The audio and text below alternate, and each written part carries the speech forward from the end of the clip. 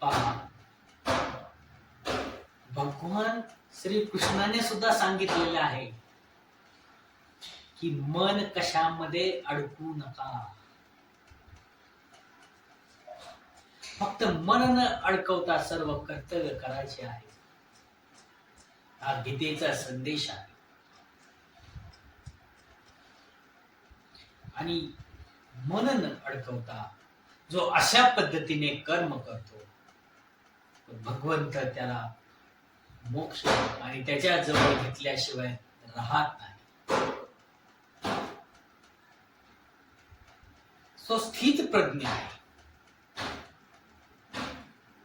ना सुखानं तो ओव्हरफ्लो म्हणजे आनंदाने वेडा होतो आणि दुःखामध्ये इतका बुडून जातो की काही त्याला सुचत नाही काय करावं. या दोन्ही स्थितीमध्ये जो समान राहतो, जो स्थिर राहतो, ज्याला कुणाच्या जन्मण्यानंही मन न गुंता आनंद होत नाही आणि दुःख होत नाही, तो स्थिर राहून तो कर्तव्य करतो.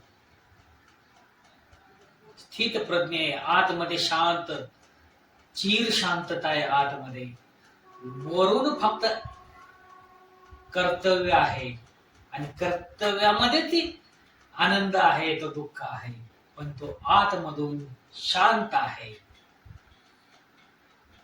जो असा होईल इथं, तो भगवंत रूप झाल्याशिवाय राहत नाही. हे भगवंताचंच रूप आहे. म्हणून अशा भक्तासाठीच ते वचन आहे, भिवू नको, मी तुझ्या पाठीशी आहे.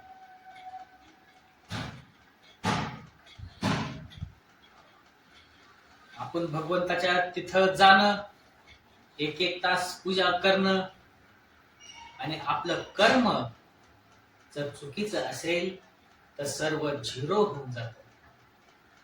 प्रत्येक कर्माचं शासन इथं भोगल्याशिवाय कुणाला सुटका नाही. तर स्वामींचं हे वचन कुणासाठी हे आहे हे आपल्याला समजलं. जय श्री स्वामी समर्थ.